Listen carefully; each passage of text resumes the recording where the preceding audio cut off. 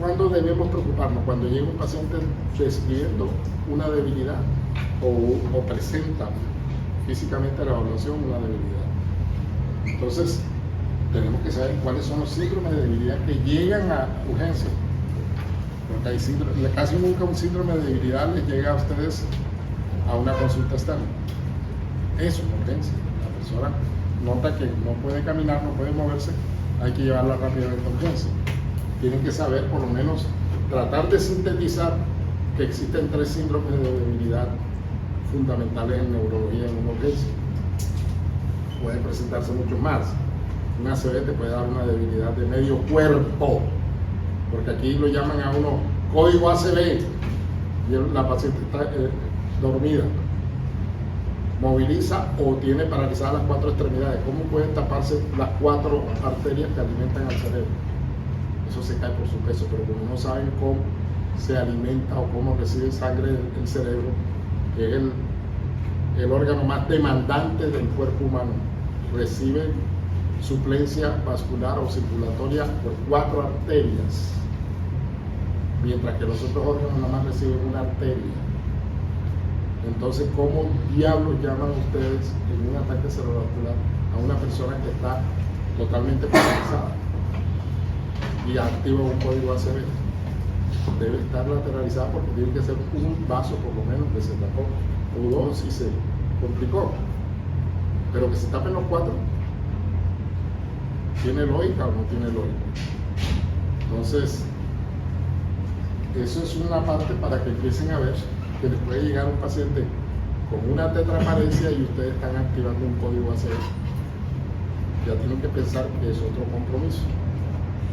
Entonces, pero vamos a resumirnos a una urgencia manifiesta, como en este caso podría ser el Guillain-Barré, pero hay otros 2 que se tienen que diferenciar del Guillain-Barré, que son los que vamos a enfocar muy rápidamente. Entonces, miren que la miastenia gravis es un síndrome de debilidad.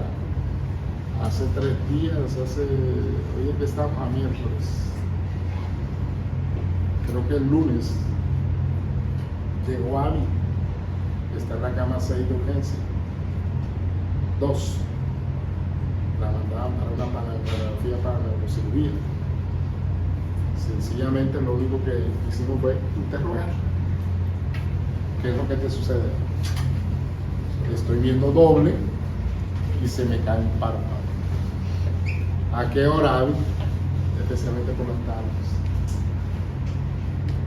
Y te sientes muy agotada, sí, muy cansada, fragmento de actividad. Es un síndrome de debilidad. Y estaba entrando en crisis miasténica. O sea, tenía miastenia y la crisis, ¿cuál es la característica? Que entran en dificultad respiratoria. Esas crisis miasténicas a veces no se detectan porque el paciente empieza a hiperventilar sin que ustedes se den cuenta y le hacen los gases y están perfectos. Pero la capacidad ventilatoria va bajando. Y eso hay que detectarlo rápidamente. Porque dice, no está bien, cuando viene a ver el paciente del paro respiratorio en urgencia, porque eso es de minutos. Ella estaba entrando en crisis miasténica. Entonces, es para que ustedes sepan que sí están, pero la diferencia está que la persona se despierta normal y con la actividad empieza a presentar cambios. La que más predomina de la miastenia es la miastenia ocular. Entonces se cae el párpado o se caen los párpados, el paciente empieza a mirar así y empiezan a presentar diplopia por parálisis o por paresia de los músculos extraoculares. No vamos a poner a profundizar en nervios ni cosas, nada, sino para que entiendan macro que ustedes, ¿qué fue lo único que yo le hice? Mire aquí arriba, parpadea todo lo que pueda, pero mire, un minuto comenzó a caerse el párpado y el ojo a desviarse. Ya estaba el diagnóstico hecho. ¿Cuánto demoran ustedes? Después que hagan una buena historia, hagan esa evaluación de un minuto, han resuelto un problema. Entonces miren que la miastenia gravis puede ser en urgencia. En 10-15 minutos solucionar ustedes el problema. O la ponen a que haga ejercicio, que se levante, que se mueva y empieza a presentar agotamiento. Y y debilidad y de pronto empieza a presentar caída, lo que sea. Pero la mejor prueba es esta. ¿Por qué? Porque la ocular es la más frecuente. Hay uno que llega con la cabeza caída, pero que no se diagnostica ya es de limpio. No es lo más frecuente. Otro síndrome que tienen que tener en cuenta son las mielitis. ¿Por qué se diferencia una mielitis de un Guillain-Barré? ¿Cuál es el punto clave? Porque el paciente le puede llegar, doctor, se me instaló una debilidad, está parapléjico, pero entonces uno pregunta cómo está la sensibilidad. La mielitis, ¿qué es? Es cuando la médula se compromete transversalmente, aunque puede haber eventos muy selectivos, y eso ya es más complejo cuando hay desmielinización, dependiendo qué tipo de enfermedad desmielinizante se compromete cierta área de la médula. No estamos hablando de eso, estamos hablando de una persona que no sufrió trauma ni nada y de pronto ¡plum!, se cortó el funcionamiento de la médula. ¿Qué es lo característico de una mielitis? Digamos que el paciente describe, vamos a hablar de lo más frecuente, una paraplegia con una sensación de barra anestésica aquí. Eso tiene que tener un nivel sensitivo. Doctor, no siento nada y ustedes comienzan a tocar, ¿no?, a hacerle el estímulo. Pero ya cambió, aquí sí siento, tiene un nivel sensitivo. Es una mielitis. Y lo otro es que ningún otro síndrome de debilidad cursa con compromiso de fibras. Si tiene un globo vesical así y no ha hecho popó en 3 días, entonces, si ustedes ven que el paciente tiene esfínteres, nivel sensitivo y está parapléjico, y los reflejos pueden estar exacerbados, aumentados o normales, pónganle atención a eso. Eso es una mielitis. Eso les estoy depurando para que no se les haga un enredo cuando empecemos a hablar de Guillain-Barré. ¿Por qué? Porque esto es una lesión de la médula. Lo otro es una lesión en la miastenia de la unión neuromuscular. Por eso es que se mejora con el reposo. Hay otros síndromes miasteniformes que se mejoran con el ejercicio, pero eso ya indica que tiene un cáncer escondido por algún lado. No viene al caso. Eso llega a consulta. En urgencia te llega la miastenia, la crisis miasténica, la mielitis y entramos en el Guillain-Barré. ¿Qué es en sí el Guillain-Barré? El Guillain-Barré es una enfermedad desmielinizante del sistema nervioso periférico. ¿Por qué sucede esa desmielinización? Es una enfermedad que tiene un componente inmunológico muy alto, es una inmunomediada, en la cual el sistema inmunológico no reconoce a la mielina que recubre los nervios y a los nodos de Ranvier, y por otros mecanismos fisiopatológicos como son los gangliósidos M1 y M2 y un montón de cosas que no vienen al caso. A ustedes no les interesa, lo que les interesa es la clínica a la cual van a enfrentar. Se caracteriza por una debilidad simétrica o asimétrica que va ascendiendo, pero también puede comenzar por la cara, también puede comenzar, te estás durmiendo, tienes apnea del sueño, ojo que te estás durmiendo, puede comenzar por las manos, puede hacer parálisis. ¿Ven? Entonces es importante que ustedes sepan que es una polineuroradiculopatía. La polineuropatía, que son los nervios periféricos, cuando ya están en la pierna de los brazos, cursan con arreflexia. Pero ustedes cuando toman los reflejos, el paciente está reflexivo, está paralizado, epa. Y si ustedes preguntan en el interrogatorio, que es lo más importante de la historia clínica, ¿qué tengo que preguntar? ¿Usted en el último mes o 2 meses ha tenido una enfermedad viral de vías respiratorias o diarreas? Sí, doctor, como la enfermedad de esa manera. Sí, doctor. Oh, ya tengo el arma.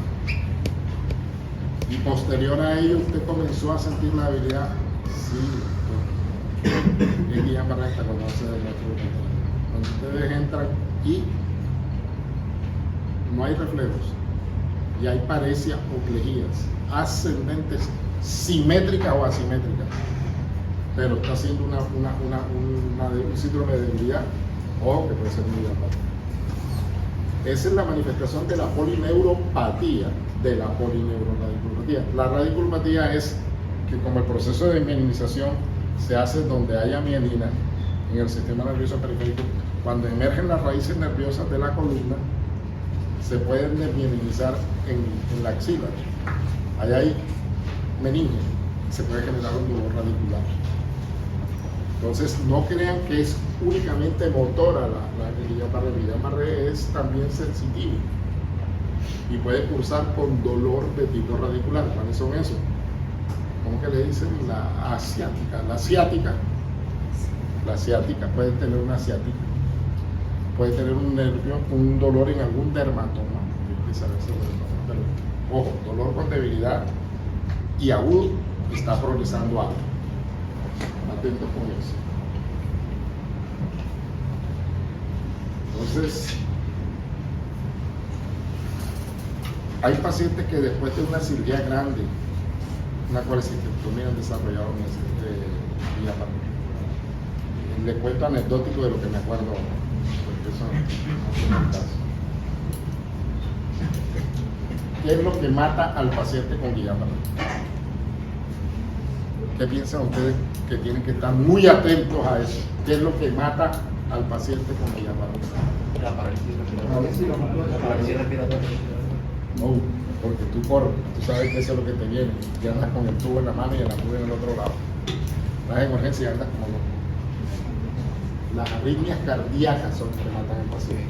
Se ha visto que después que salen de la parte aguda, esos pacientes desarrollan hipertensión, desarrollan arritmias cardíacas a largo plazo, 2 o 3 años, y hay muerte súbita y nadie sabe, y pero ¿por qué se murió? Si estaba el tipo vigoroso, no sé qué, y no se acuerdan que tuvo Guillain-Barré hace 5 años. Ha pasado. Las disautonomías, entonces estos pacientes se benefician mucho poniéndole beta bloqueadores de entrada, porque tú no sabes para dónde va a coger la arritmia, mejor tenerlos bloqueaditos.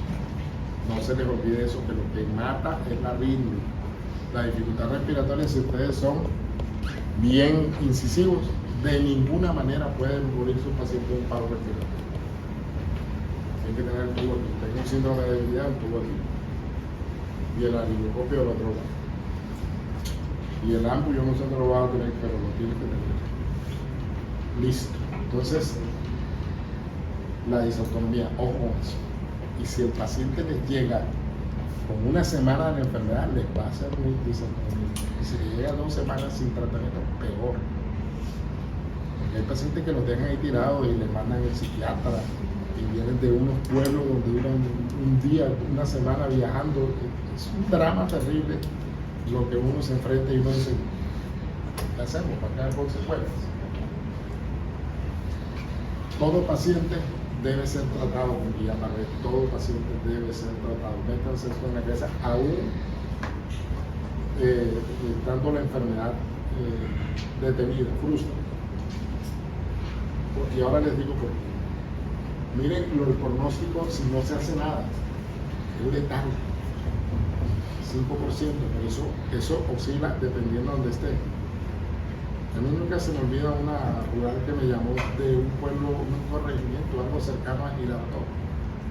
Y me contó, tengo un paciente que comenzó con una debilidad progresiva y ya va por la cintura. ¿Qué hago? Le hago una resonancia y dice, se va a morir. Y no va a salir nada. No tiene trauma, el cuadro no es agudo, tan agudo, no tiene nivel sensitivo. Estoy hablando. Pregúntale que si tuvo alguna enfermedad de vía respiratoria hace 15, 20 días, un mes. No, estuvo como un síndrome diarreico hace mes y medio. Ok, ese es un Guillain-Barré. Busca la ambulancia y móntala rápido y llévate el tubo. Ustedes son contestatarios. Cuando uno le dice pilas, entonces, está exagerando. Entonces le digo, ¿para qué me llamas? Maneja tu la situación. Te estoy diciendo que eso es un Guillain-Barré, llévatelo rápido para Bogotá, para Girardot. A los 10 minutos me llamó llorando, tal pájaro, y intuba. ¿Qué hago? Montarlo en una ambulancia. ¿Qué le pasó al paciente? Se tuvo. porque no había respirador. Tú sabes que el tubo es y para UCI. Tú ya en la urgencia y llame rápido, trasládelo y te lo vas llevando. Y tú mismo lo metes en UCI, pero con criterio. La recurrencia, yo he visto en mis muchos años de ejercicio una recurrencia muy baja. Cuando empieza a recurrir, no es Guillain-Barré, sino una variante que se llama polineuropatía crónica inflamatoria autoinmune, 6DP. Y eso hasta que el paciente termine. Una cosa importante, la fase aguda dura 4 semanas. Y ahí es donde tenemos nosotros que tratar al paciente. Es fundamental que ese paciente se trate, pero también se le haga punción lumbar. ¿Qué vamos a encontrar en la punción lumbar? Ahora les digo, la disociación alumino-citológica, ¿eso qué será? Es que lo que les digo es que ustedes no saben dónde van a terminar y tienen que saber qué pedir, porque de pronto no hay neurólogos y ustedes tienen que asumir el rol. Los pacientes que quedan con secuelas, quedan discapacitados. ¿Qué es lo que lleva al paciente a discapacidad? Primero, que no le hagan el tratamiento. Y segundo, que no se lo hagan en el momento preciso. A medida que va avanzando la enfermedad y va desmineralizando y no frenamos el proceso, la desmineralización es tan severa que ataca el nervio, porque no lo está atacando en la cubierta, el empaque, y empieza a dañar el axón. Y cuando se daña el axón, ya no hay reversa. Entonces quedan las secuelas de las atrofias. Las atrofias son simétricas, diferentes a la del polio que ustedes nunca vieron, pero que va a volver, que son grupos musculares que quedan atrofiados. Por eso es que las personas caminan y los ven que tienen los gemelos o el sartorio, uno que otro que queda comprometido.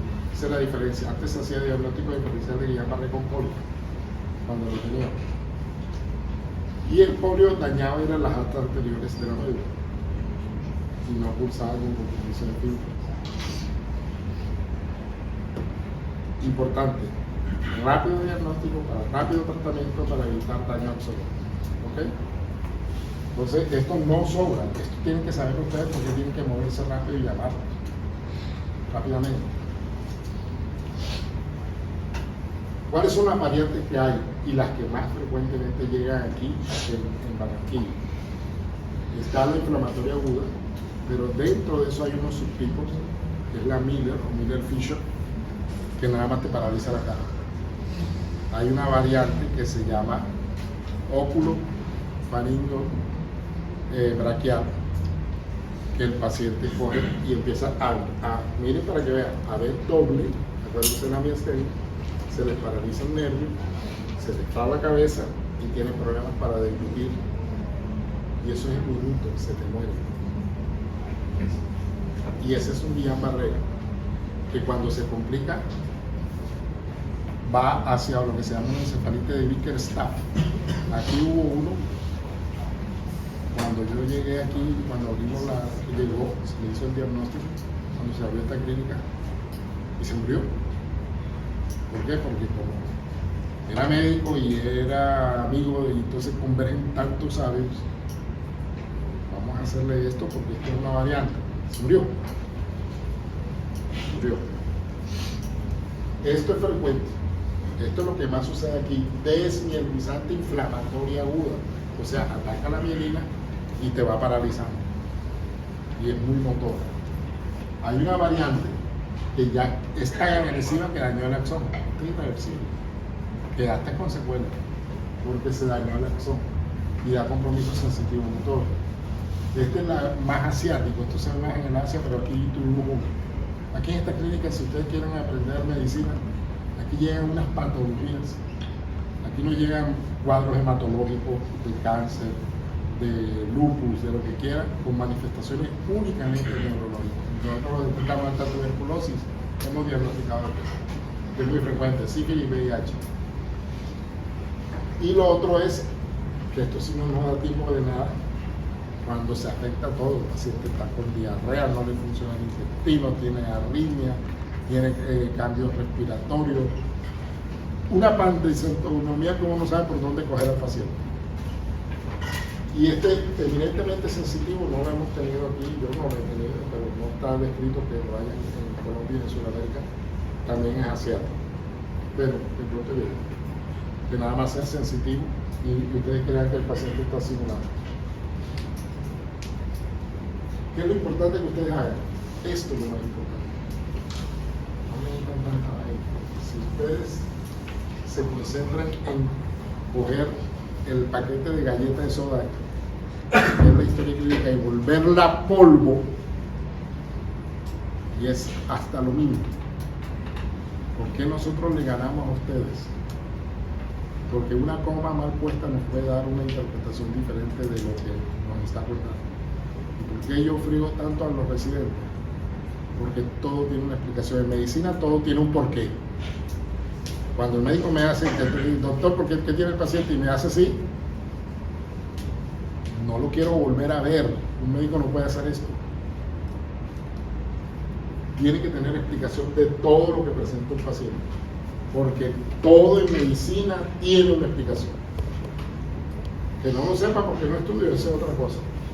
Entonces hay que hacer una historia clínica completa. Tú le puedes preguntar a los residentes lo que tú quieras. Ahora hace 10 minutos estábamos revisando fase, pero la fase no se puede revisar si tú no sabes cómo funciona el lenguaje normal. Nosotros estudiamos cómo funciona el cerebro normalmente y cuáles son las patologías del área que estamos estudiando. Así como se estudian, por eso es que es tan duro. Hacer el examen físico y neurológico, obvio, tú vas a empezar a buscar cosas que te vayan ayudando de acuerdo al interrogatorio. Y se debe tener la reflexia porque me parece que es un día para la reflexia. Llamen al neurólogo rápido. Y esto, por favor. Floren esto. Y estas cosas ya es la parte que les gusta a ustedes, la parte práctica, no pensar. Ojo que no sé, como todo aquí vuelvo al ojímetro. Aquí no hay signo para detectar que el paciente está entrando en crisis, porque ese oxímetro, ya veo oxímetro que nada más tiene la cosita del bombillito y lo amarran muy para la... Dígame si no, ¿qué parámetro puede dar eso? Hay una que es gorda, entonces se lo aprieta tanto que marca equivocado. Y hay otra que es delgadita, entonces se lo pone. Lo ve uno que se sale y vuelve y se lo mete en así. Entonces, y esto, este es su trabajo. Ojo que los pacientes hacen hipercalvia. Cuando tú empiezas a hiperventilar, te hacen los gases, salen normales. Y el paciente se está yendo. ¿Cómo harías tú rápidamente una evaluación de la capacidad ventilatoria de una persona? Ahí en urgencia. ¿Qué se lo ocurre a usted hacer? No, doctor, le hago una espirometría, le pongo los monitores porque ustedes son aparatólogos. Y resulta que no en todos los pueblos, ni ciudades, ni barrios, ni centros de salud, ni caminos, ni pasos, ni nada de todas esas pendejadas que son ficticias existen monitores. Entonces el paciente llegó y ustedes le dicen, meta aire y sosténganlo. Hagan ustedes la prueba para saber su capacidad ventilatoria. Cuente, sin botar. Ese es tu base, baseline, tu línea de base.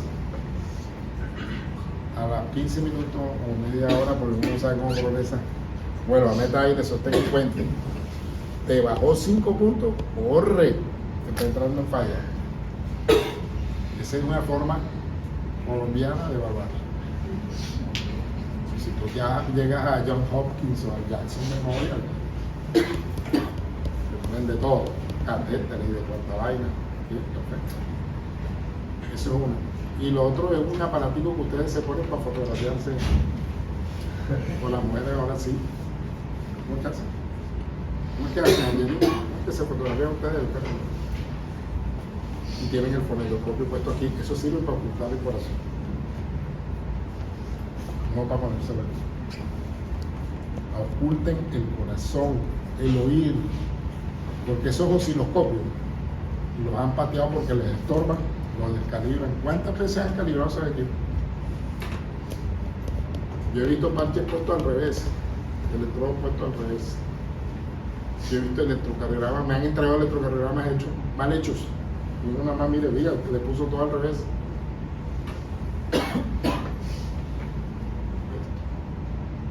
El cepillo de dientes, como yo digo, no lo preste porque le pegan una otitis. Oigan, la función cardíaca. Tienen que hacer medicina aunque el tiempo no le permita. Es lo más importante. Están vigilando la disotomía. Yo vi un paciente que tenía 170 de frecuencia cardíaca en la unidad de intensiva. El paciente bien. Vamos a ocultarlo. Vamos a ver el pulso. A fibrilar. En 80. El aparato. Estaba fibrilando el aparato. Ojo.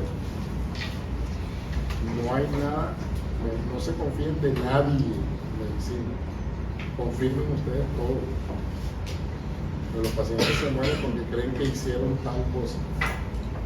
Y hay instituciones donde ponen como si se hubieran suministrado medicamentos y no ha llegado ni siquiera al servicio.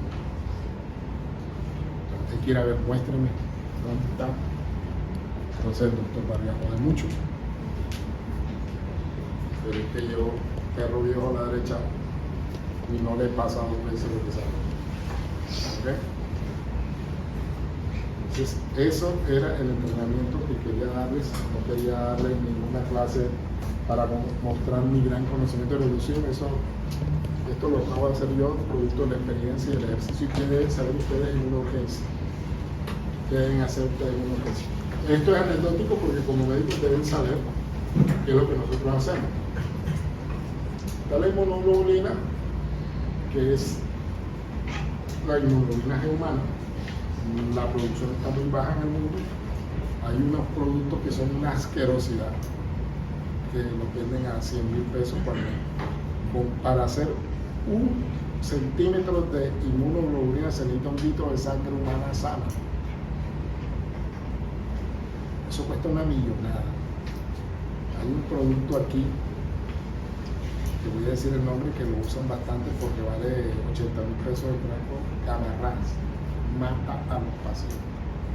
Cuando ustedes vean esa caja amarilla que diga Gamarras, no se lo pongan porque terminan presos. Y entonces, ¿cómo se limpia la institución? Si el doctor pide, nosotros le damos lo que él pide.